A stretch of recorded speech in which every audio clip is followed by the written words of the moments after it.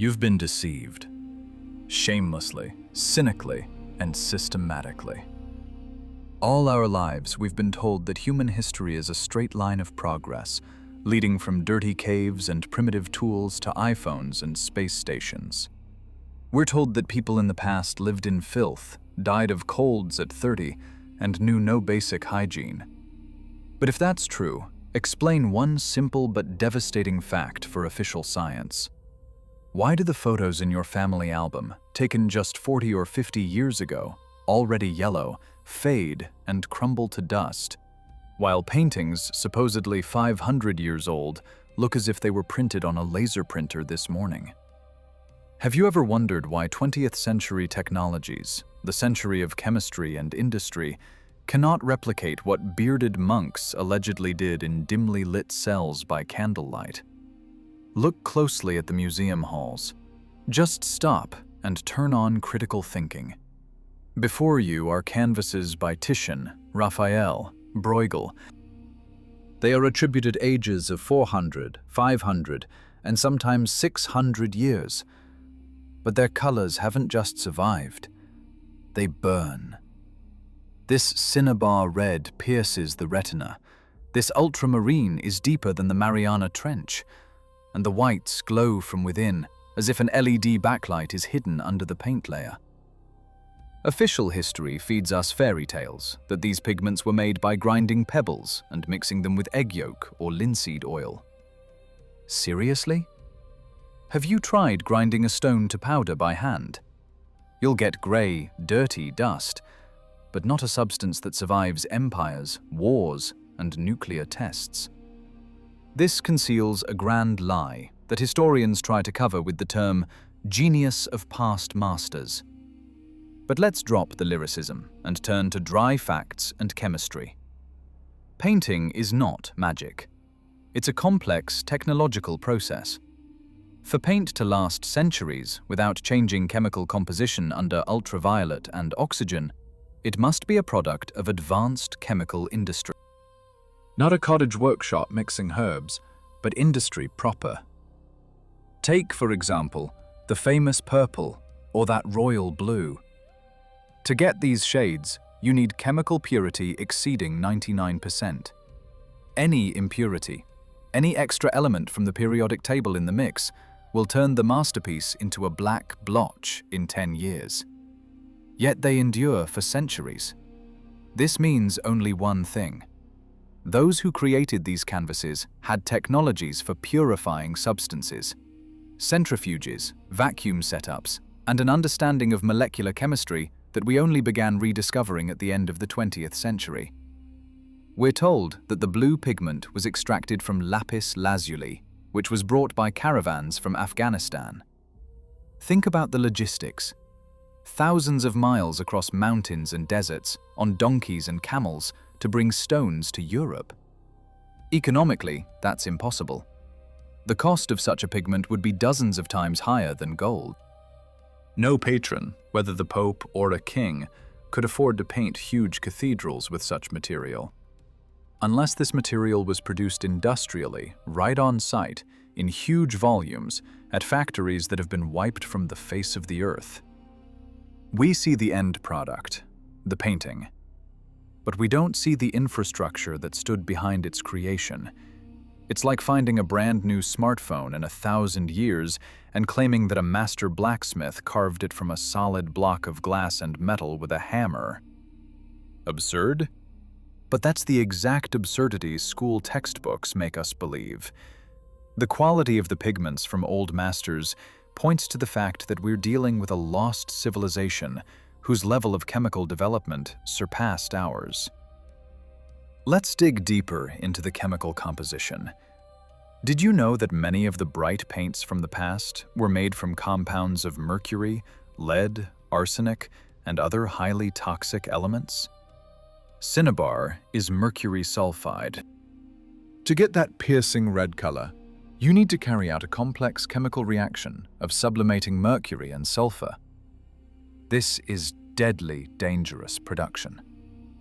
Where are the descriptions of protective suits? Where are the mentions of ventilation systems in medieval workshops? They're nowhere. Either the artists of the past were immortal mutants, or the production process was fully automated and sealed, and people received ready-made, safe tubes of paint, just as we buy them in stores today. But who owned these factories? One more chilling fact: the uniformity of the pigment grinding. Under a microscope, the paint particles on old masters' canvases have absolutely identical size, down to the micrometer. Achieving such uniformity by hand, with a mortar and pestle, is physically impossible. This is the level of nanotechnology, or at least precision industrial equipment. Machine processing. This isn't art in our understanding. It's high-tech printing.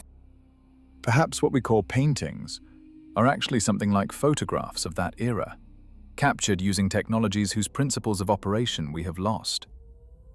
Official science is silent, because admitting this would mean acknowledging the collapse of the entire chronology. If in the 15th century there existed industrial chemistry on the level of the 21st century, where did it go? Why did development regress? Why in the 18th and 19th centuries do we see degradation in paint quality, when paintings start to darken and crack already 50 years after creation? This is clear devolution. We are descending the ladder of development, not ascending. Think about the scale. Hundreds of thousands of paintings in museums around the world. That's tons of paint. Tons of high-quality, chemically pure, durable polymers and oxides. Where are the production dumps? Where are the mines? Where are the chemical graveyards? They're nowhere. As if this civilization used waste-free technologies or obtained matter in a fundamentally different way, about which we have no idea. We look at the faces of people from portraits, and they look back at us with mockery.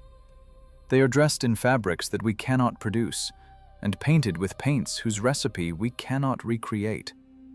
What they present to us as the work of genius loners is actually the remnants of mass production from a highly advanced global civilization. A civilization that controlled the chemistry of matter at a level inaccessible to modern corporations. And this civilization was destroyed, erased. And they left us only beautiful pictures and a fairy tale about the Renaissance, so we wouldn't ask extra questions about who we really are and whose inheritance we are squandering. But chemistry doesn't lie. Molecules don't know how to lie, unlike historians. And if you analyze the composition of these eternal paints, an abyss opens up that it's scary to look into. Because there, at the bottom of this abyss, lies the answer to the question, when exactly did the catastrophe occur that threw us back into the Stone Age of reason? Let's delve into specific examples that should raise questions for any sane person, questions to which official science has no answers. Take, for example, blue color, ultramarine. In art history textbooks, it's written in black and white that until the 19th century, this pigment was more expensive than gold. They tell us a touching story about how it was extracted from the semi-precious stone lapis lazuli, whose only deposit was in the distant province of Badakhshan in modern-day Afghanistan. Imagine this chain. Deep mines in the mountains, manual labor, caravans traveling for months through hostile territories, sea shipments, and all this just to get a tiny handful of blue powder. If you believe the historians, artists should have used this color literally by the gram, economizing every grain of sand. But what do we see in reality? Walk into any art gallery or ancient cathedral in Europe.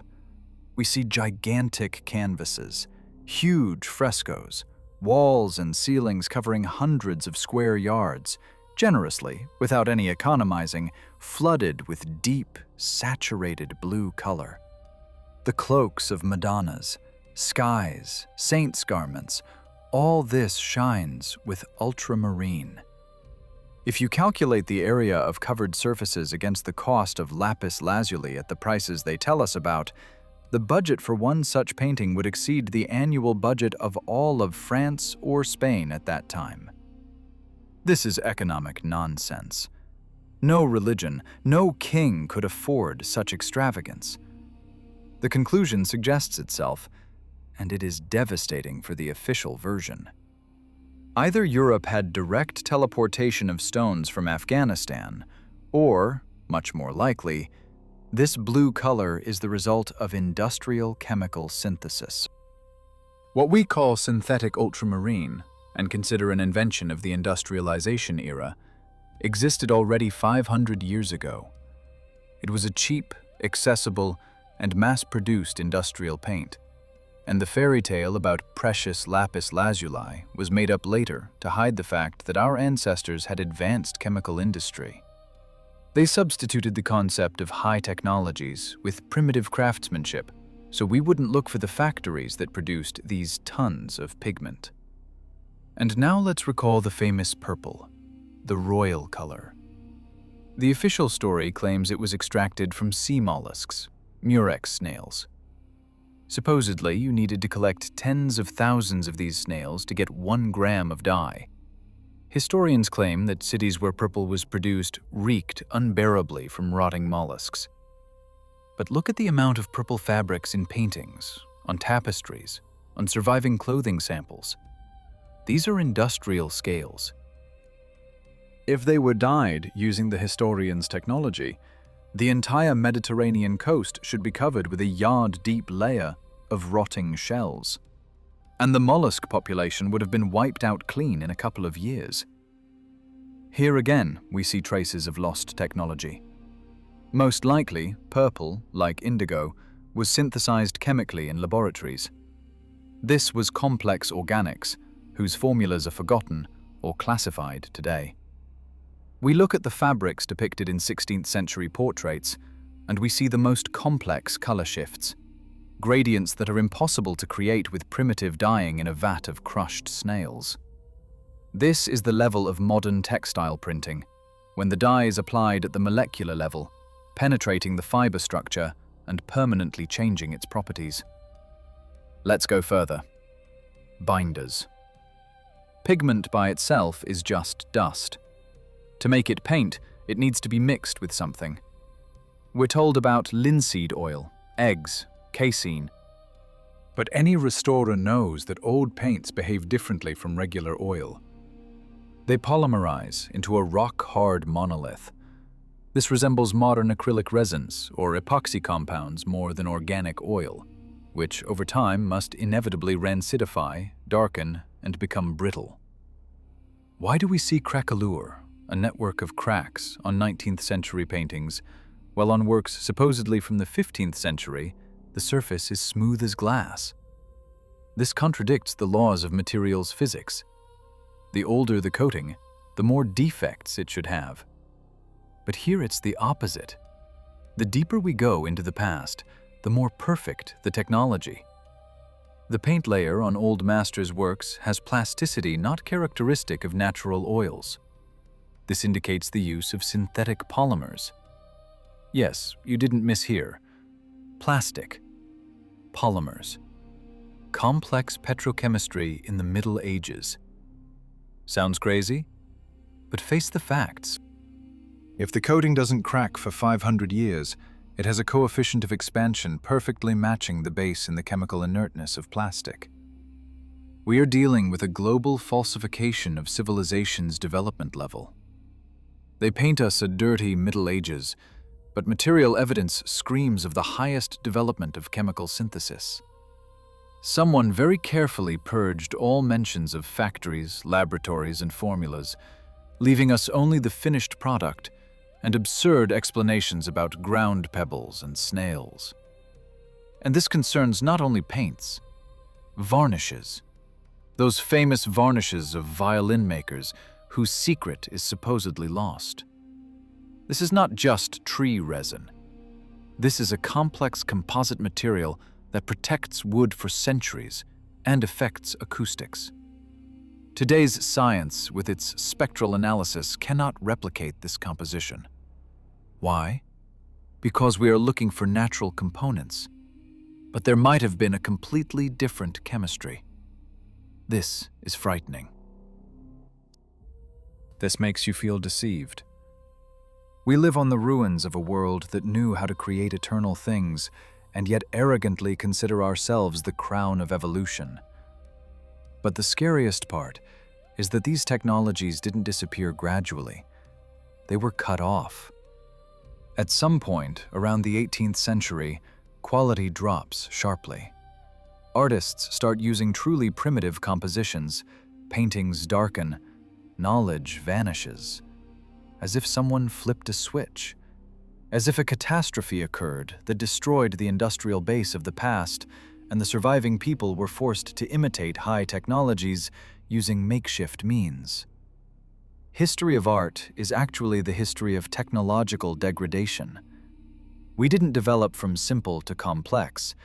We degraded from complex to primitive, and only now, centuries later, are we timidly approaching the level that was the norm for the so-called old masters. But if there was industry, then where is the energy? Where are the power sources for these factories? After all, to synthesize polymers, high temperatures and pressure are needed. The answers to these questions lie on the surface, but we're used to not noticing them. If you think that the mystery of eternal paints is limited only to chemistry, you're deeply mistaken. Chemistry is just the tip of the iceberg, beneath which lies a colossal demographic and logistical hole in official history. Let's turn on logic and the calculator. To sustain a chemical industry at the level necessary for producing such pure pigments and polymeric binders we talked about earlier, you need a population of a completely different scale and qualification. Official history paints medieval Europe as a sparsely populated territory where 90% of people were illiterate peasants scratching the soil with wooden sticks. We're told about endless plague epidemics that mowed down a third of the population, about filth and lack of education. But who then worked at these chemical factories? Who built these gigantic cathedrals that we're used to considering temples, but which in their technical characteristics more resemble high-tech production workshops? Look at Gothic cathedrals from an engineer's point of view, not a pilgrim's. Enormous internal volumes, gigantic stained glass windows creating specific lighting, highly complex acoustics and ventilation. What if these were the very places where matter synthesis was produced? What if the altar was not a place for prayers, but a control panel or reaction zone, and the stained glass served as filters for a specific spectrum of radiation necessary for photochemical processes? This would explain where these impossible paints came from. They were produced right there, in these cyclopean structures, which later, after the catastrophe, were repurposed by the new masters of the world for religious needs. This is a classic cargo cult. Savages occupy an abandoned laboratory and begin worshipping the microscope, not understanding how it works. And here we approach the most terrifying moment. The break in the technological chain. Look at the art of the 18th and especially the 19th centuries. This is the era of the so-called bituminous catastrophe. Artists suddenly forgot the recipes for eternity. They began using asphalt, bitumen, mummy, literally dirt and decay products, to try to imitate the depth of shadows from the old masters. The result was disastrous. 19th century paintings blackened, flowed, and shriveled up in just a couple of decades. This is a fact known to all museum workers. Géricault's The Raft of the Medusa is darkening before our eyes. Works by English portraitists have turned into black squares.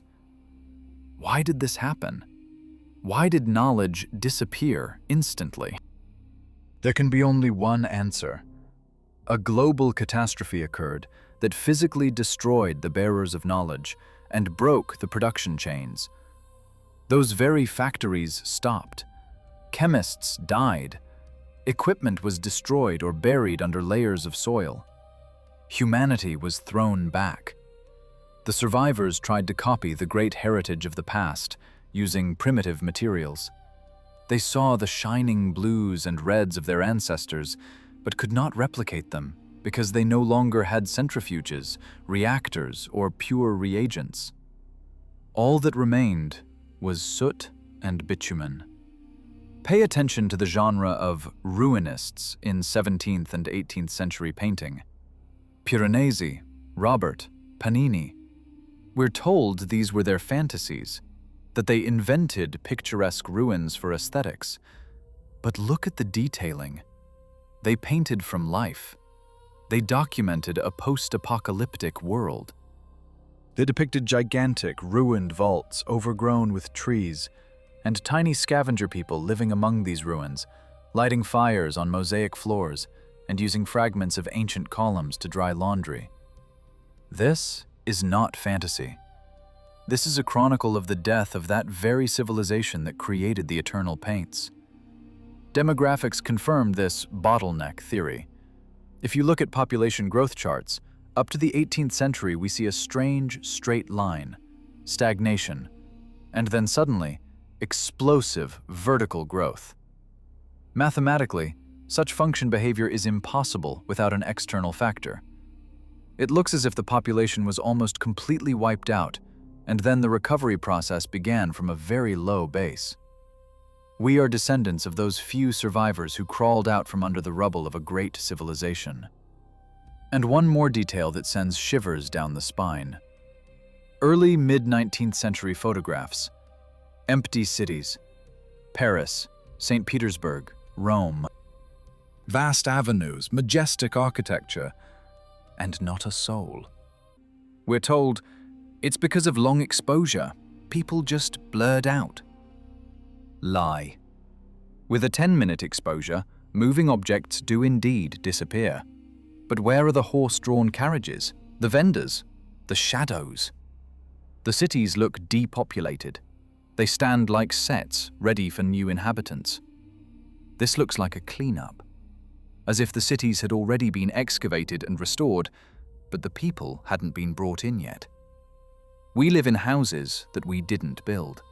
We look at paintings created by beings who possessed godlike technologies. And we're forbidden to know the truth about what happened in that short period, when bright, eternal paints were replaced by dirty bitumen, and majestic cathedral factories turned into places for prayers of salvation. We lost not just a paint recipe, we lost an entire world. Now that we've realized the chemical impossibility of creating eternal paints under primitive living conditions, and seen the anomalies in demographics, it's time to lower our gaze down, right under your feet. There, where the most massive and irrefutable proof of the global catastrophe that destroyed the civilization of the old masters is hidden. Official science calls it the cultural layer. With a serious face, they tell us that over a few centuries, the ground level in cities rose by 10, 16, and in places even 33 feet, simply because people didn't clean up their trash and manure. Think about this nonsense. They're asking us to believe that the residents of Rome, Paris, London, or Moscow were so lazy that they let dirt bury their house windows, and then simply remade the doors one floor higher and continued living as if nothing happened. Walk through the historic center of any old city. Look at these strange, half-basement windows sticking right out of the asphalt. Peek into the areaways. You will see full-fledged windows, often with beautiful trim, that go deep underground. Who in their right mind would build a window abutting the ground? No architect would design a house where the first floor is initially buried.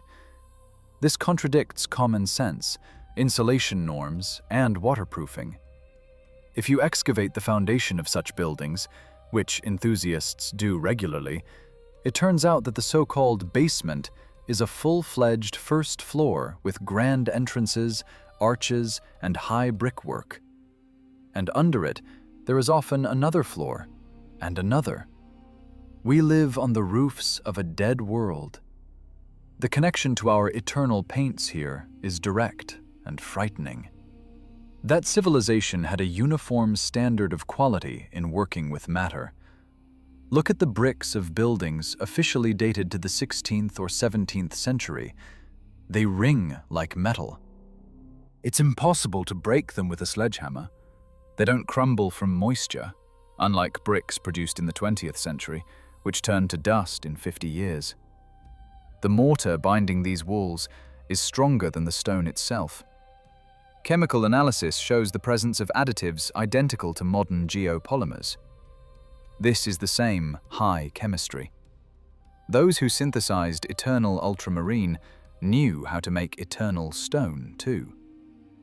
But then something happened that buried cities under millions of tons of clay and soil.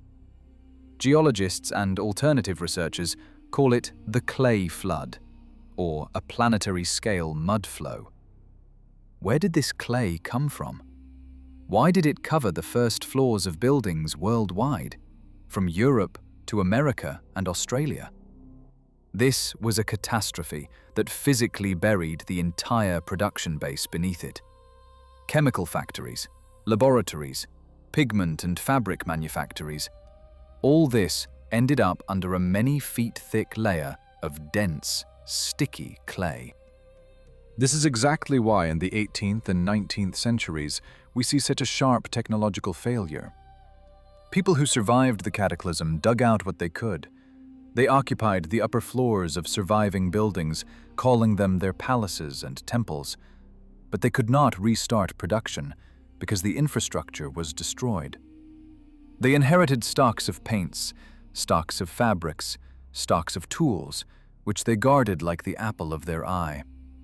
The great artists of the Renaissance were perhaps not so much creators in our understanding as genius restorers who used found stocks of high-tech materials from the past to document the new reality or rewrite the old one. Look at Piranesi's engravings once again.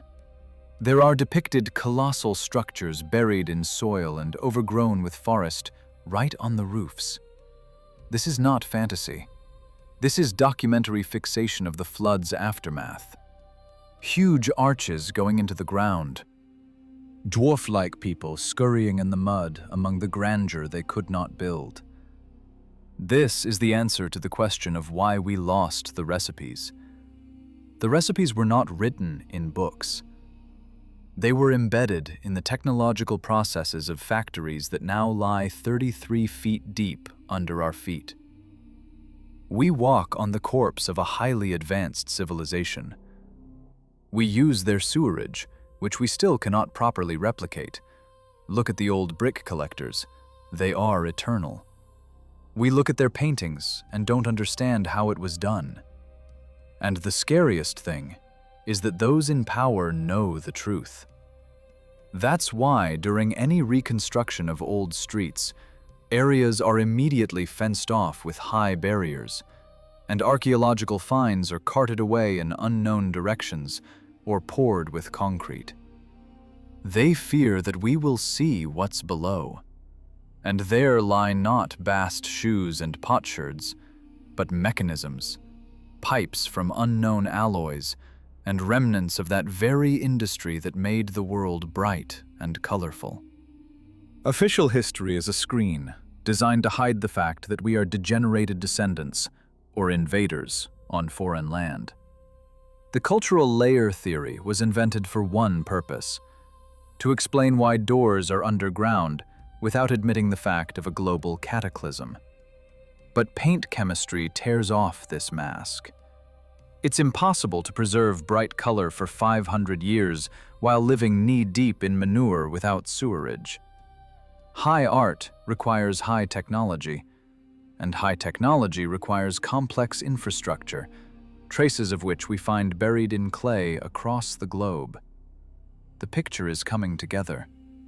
Eternal paints, empty cities in photos, buried first floors, and the strange demographic pit. They are links in one chain. a chain that shackled our consciousness, making us forget who we are and what we were capable of. In the final part, we will sum up and answer the main question. Why was this grand lie invented? And do we have a chance to reclaim the lost knowledge? Or are we doomed to finally turn into consumers of a disposable plastic world? So, the mosaic has come together. We have traveled the path from admiration of the brightness of museum canvases to the horrifying realization that beneath our feet are buried the ruins of a highly advanced civilization. Eternal paints that don't fade for centuries, first floors of buildings buried under clay, empty cities in mid-19th century photographs, and demographic plunges. All this is not scattered facts. These are links in one chain, evidence at the scene of a grand crime against humanity. The main question that should now pulse in your head: why? Why falsify history, invent dark ages, and hide the technologies of the past? The answer is cynical and simple: power and control. Imagine that you learned the truth. You learned that your ancestors were not filthy peasants dying of plague, but operators of the most complex productions, architects of crystal domes, and masters of molecular chemistry. You understood that humanity is capable of creating things that serve eternally. Would you then buy disposable phones that break in a year? Would you live in cardboard houses mortgaged for 30 years? No. Knowledge of the greatness of the past makes a person free and demanding. And the system doesn't need creators and engineers. The system needs consumers. The ideal slave is one who doesn't remember his lineage, who thinks he is the pinnacle of evolution that crawled out of a cave, and should be grateful to the authorities for the light bulb and running water. The global catastrophe that destroyed the previous world became the perfect moment for a reset. Those who seized power after the flood didn't restore the technologies of eternity.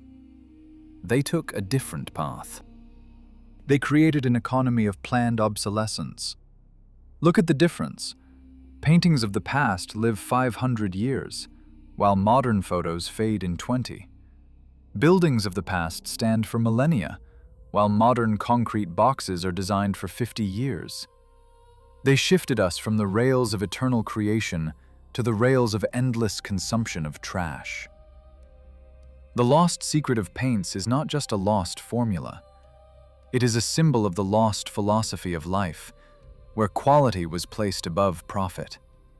Official history is neurolinguistic programming. They instilled in us an inferiority complex toward time. They tell us that things were worse, scarier, and more primitive before. But your eyes see the opposite in any old museum. This dissonance between what's written in the textbook and what's hanging on the wall in a gold frame should wake you up. We live on ruins, like savages who settled in an abandoned spaceship, scribbled their doodles on its walls, and pray to the control panel, thinking it's the altar of gods.